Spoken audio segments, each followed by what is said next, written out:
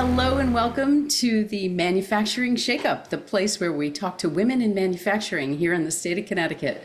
Today we have Cindi Bigelow with us. Cindi is the CEO of Bigelow Teas. Good morning, Cindi. Good morning. How are you guys? So So happy. good. Good. So Good. good. It's a great way to begin a podcast. Right? It sure is. Cindi, we were doing a little bit of research about you, and we saw that you have been working in Bigelow Tea and your third generation for over 20 years. Oh, So I've been can working you, here for 40 years. for 40, you've been, oh, wow. Yeah. So can you give us an understanding of the trajectory of, because you didn't just drop in as CEO, I'm sure. God, no. God, no. Yeah, I'm celebrating my I was 40 born CEO. Don't you love that when people say that? I started 40 years ago as the cost accountant, and that was really my father's vision of what he thought was really important for me to kind of understand how to build a product, costing up. So I had finished an MBA at Kellogg, had gone, undergraduate at Boston College, worked for Joseph E. Seagram's, then went to Kellogg, came here after that. Actually started in the summers of Kellogg as well. And so, yeah, the first job was doing a cost accounting, and I was on the manufacturing floor. You guys will love this. I was doing time and motion studies, and it was like, 12 o'clock at night. And I remember two of the mechanics almost going to fisticuffs, and I'm hiding behind a teabag machine going, this could be it for me. My career's over. But it was such a great way to grow up with the company and, understand what it really is to be a manufacturing organization. And how has the company grown over the years? Oh my, we've been very, very blessed. We're over 250 million now, which is really great because all we do is tea. That's all we do. It's 100% family owned. We take no money from the outside world. And we make tea bags. We just make lots and lots of beautiful, delicious tea bags. So the company's done great, but we're very passionate and we're very focused. I mean, I've been told for many, many years by all kinds of different CEOs, you need to diversify, you need to diversify. You're crazy to just be in one product company. And, we do we do look for innovation outside the tea bag, but we still want to be tea focused. And I think that's really part of our successful formula is that we know tea, we love tea, and all our energy goes toward just making a beautiful cup of tea 2.2 billion times a year. Really curious about that because it's a testament to the power of niching and staying focused and like getting really good at something and just continuing The evolution of the company and the evolution. Oh, sorry. and getting better and better at doing a one thing. So when you go deeper and deeper into the tea, just as like that's what we do, how do you approach innovation? Well, we have two innovation teams. One's inside the tea bag, one's outside the tea bags. And we really spend quality time talking about the categories, the flavors, different consumer goods, or not even consumer goods, consumer products, and where they're going, where are we seeing successes, how do we see that relate to tea. So, we spend a lot of quality time every month on both innovation teams, and they've been very successful. Yay. Yay. Yay. Can you talk a little bit about sustainability and your B Corp designation and explain what a B Corp designation is and why, Well, what your B Corp to me is really who we are. It's the DNA of who we are, whether we were designated or we weren't designated a B Corp. Because to me, a B Corp is your shareholders. You don't just have a financial responsibility to shareholders.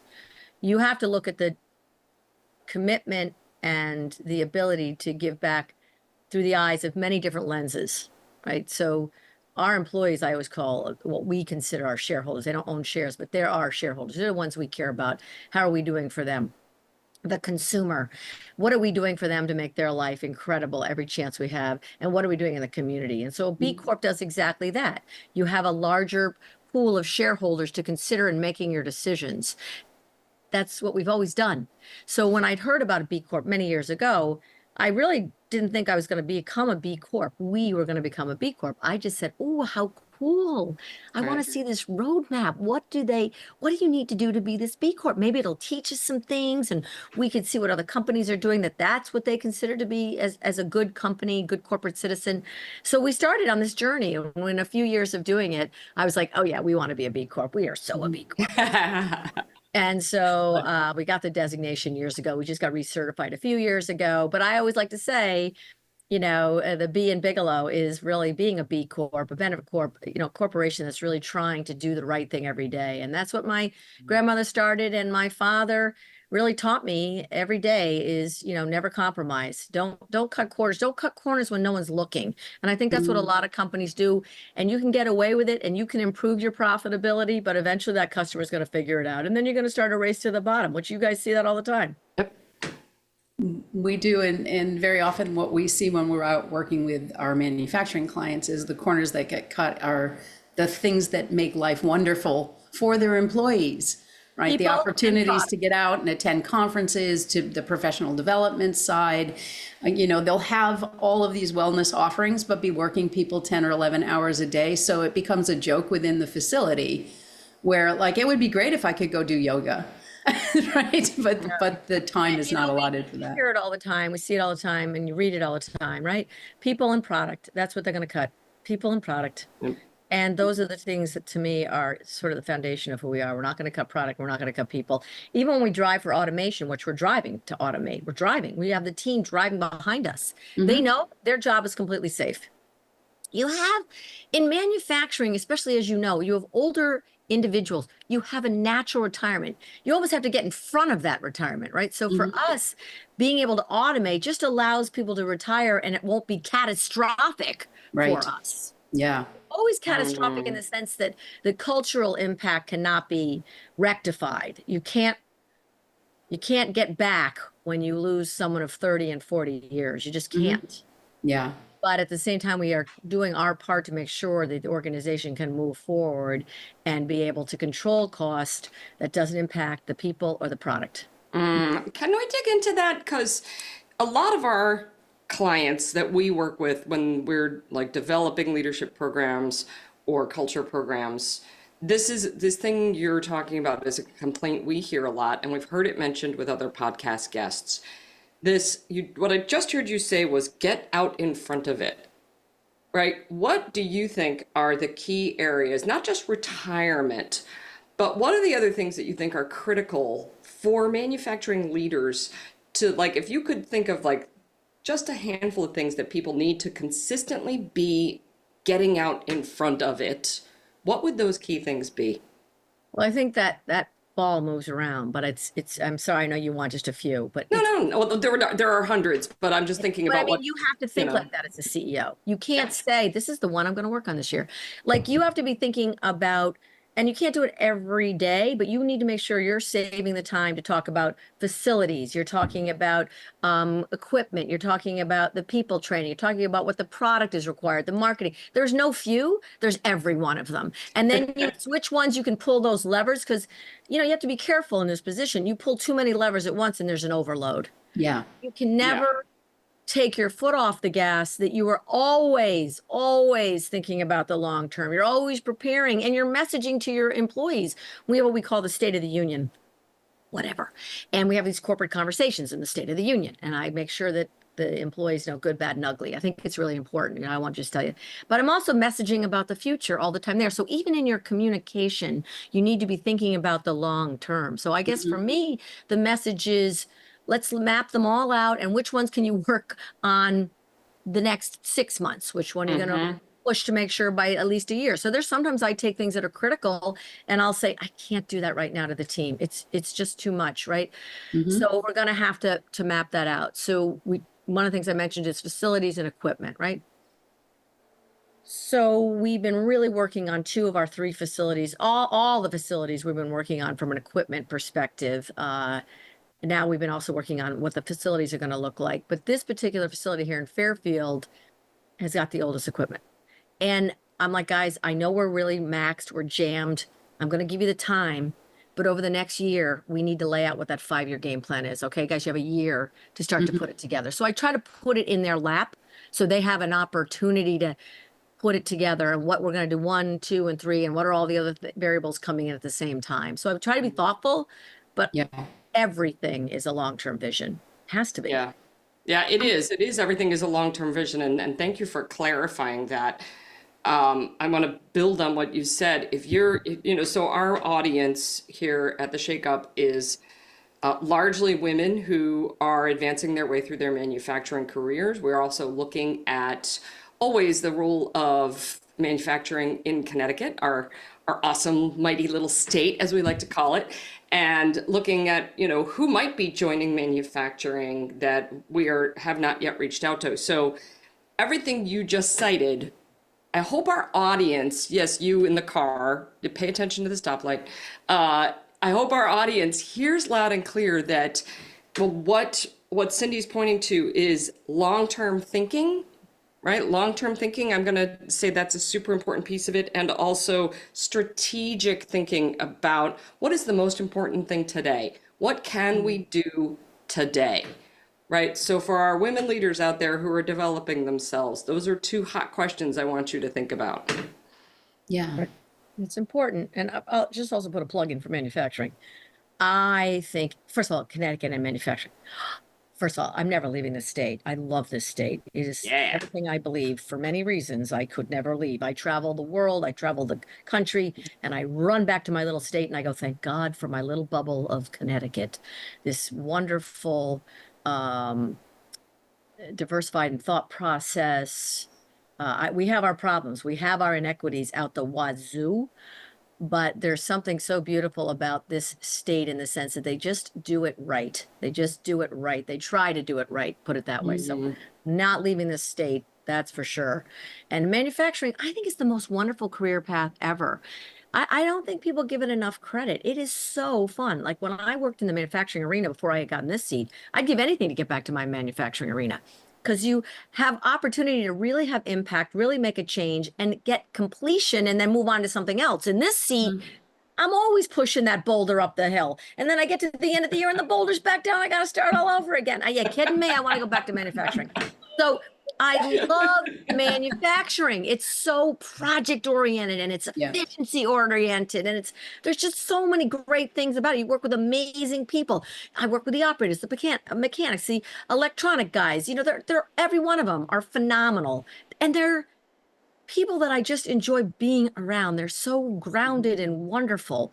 Oh yeah, manufacturing, Connecticut. I'm your biggest ambassador. Oh yeah, Well, all I have day. a question for you, Cindy. I know that one of your passions, talk about passion, is community engagement. So can you talk a little bit and share the kinds of things that Bigelow has done in the last several years to impact your local and regional community? Well, I'd rather start with a little bigger picture is Okay. everyone can do something. I always try to explain what I learned many years ago when I got involved in community work with the YMCA, first in Bridgeport, then in Fairfield, is that little things matter. So I try to teach, my teammates that, the littlest thing, a coat drive, a diaper drive, once a year, twice a year, every month, we can all make a difference. And it's really just unleashing those that really want to try to do that anyway, giving them the opportunity and then not doing it too much. Like at our company, I actually have to say, pull back, pull back, because I can't do it all the time to the employees. It can't be a million times you're going out and doing this, reading this, or, building that, drives here. Let's try to kind of spread it out through the course of the year. We do have to make a tea bag in between. But I think it's really recognizing that people really do like to make a difference. And sometimes in this role, what I learned early on is give them the roadmap, give them the blueprint. Just say, hey, guys, we're going to do this. And you only have to do this much of this plan to be part of it. And they're like, oh, I could do that. And so just helping them know, first of all, you should want to do that because you can, especially in a leadership role. You have an opportunity to give back. So hard stop, just do something. I don't care what you do, do something. Make time for that. I know we're all busy. I work a lot of hours, you try to do the family thing, but there's a piece of you that can give back to the community. So we just try to set up little opportunities, which are not even little. So I feel bad using the word little, but like we do read aloud programs. We clean up the Sandcastle playground. We're always out there, coat drives, food drives, diaper drives, like I just mentioned. We raise about $180,000 a year for charity from our Bigelow Tea road race. We started raising $4,000 the first year. So, and it's fun. And there are people that love to do it, and just give them the opportunity. Or you can maybe start that flywheel, and just give them little pieces to do. Hey guys, bring in a can this week. And either you drive it yourself over to the soup kitchen, or the pantry, or you have somebody else drive it over. But everyone should be doing just a little something. But again, it's like we talked about earlier with strategy. I can't be driving long-term strategy all the time. It just, people's head would pop off their body. Yeah. So I can't. Yeah, we're not wired for that. No. just treat it the same way. Make that part of your DNA. Make that part of who you are. Make that people know that's important. Yep. It is. And a follow-up question is, because the podcast is aimed at also helping people think about how they can navigate and enhance their careers. How does getting involved in volunteer activities, or even driving them within their organizations, elevate their status within the organization? Like, how does it build muscle that they may not have from their day-to-day job? I look at things a little bit differently. And I'm not just saying it for Bigelow, because obviously at Bigelow I had the name, but I've been in a lot of outside organizations, and I've been involved with a lot of different things. And I've been very blessed to get into a leadership position, because I find that people want to work with people that just do it for the right reasons. Yeah. You're going to get noticed. If you just want to give back, and it's the term I like to use, is lift the room. If you lift the room, lift the project, lift the people around you, because it's who you are and it's what you want. And it's not about you. It's about driving the people and the project in a best way that ego is out and drive is forward. You get noticed. Exactly. Noticed. I sometimes feel bad for men or women that are just trying to be noticed. That makes me sad. First of all, I think as a leader, you're supposed to notice everybody. And I think sometimes people have a softer voice and aren't able to really be edge of seat, but are amazing contributors. Sometimes it's even the tonality of their voice. It just disappears. And I know you guys know that in the background, like it's such sad to me. So it is important that a leader is looking and is noticing and is giving space to the people with a lesser, lower voice, right? But it's also important with the person with the lesser voice who's trying to get ahead. Find the right setting and learn to communicate and say, hey, I want to contribute. It's a tough room. It's all males, or it's all A personalities. There's a lot I need to do that I think I can do to contribute. Here's some of the examples I'd like to do. I'm having a little bit of a hard time creating space. So, do you have any recommendations? Or maybe I just like you to know that sometimes you have to help me create the space for me to be able to contribute. So, but that builds muscle for them. So it's not about working on the sandcastle. Right. It's about learning how to communicate with conflict and be a proper advocate for yourself. It's not just to get ahead. You better deserve to get ahead if you want to get ahead, first of all. It's not meant for everybody. But then you need to learn that difficult conversation to have to help you get ahead and help that leader become more sensitive to people with your talents that are not listening. And then if they're not going to listen, well, then I can't tell you you're not in the right organization. But you have a choice. You're there. Yep. So I want to grab, I have 3 things that I want to pull out for our audience today. See, I even wrote them down on my little notepad. So shake up factors that I want our audience to put into action today. 1 is you can't do everything all at once, right? It's like the movie, Everything Everywhere All at Once, right? We can't do all the things all at the same time. So we want to really give ourselves an opportunity to be strategic in our thinking, figure out what our priorities are. So maybe that's a reflection opportunity for the day. The second shake-up factor I hear is notice everybody. I love that. Like that. Can we just say that belongs on a bumper sticker or a T-shirt, or like we're going to put that on shake-up mugs and just say notice everybody, because that role of connection between humans, man, that is what makes the world go round. It really is. So notice everybody.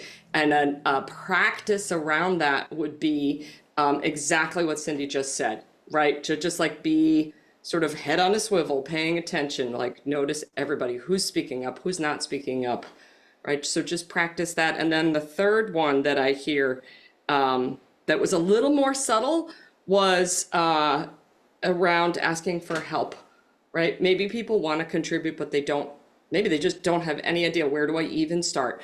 And, the world is a better place when we all ask for help. So 3 shake-up factors, go practice them, friends. Have a boatload of fun with that. Cindi, thank you for those shake-up factors. I think our audience is going to make great use of those. Great. Yeah. If it helps with anybody, then that's a good day. Some of us, as you know, ladies, we learn our lessons the hard way. So if we can help people learn lessons not quite the same hard way, that's always great. Yeah. Yeah. Yeah, exactly. Adversity builds strength, but we don't have to get buried by it, for sure.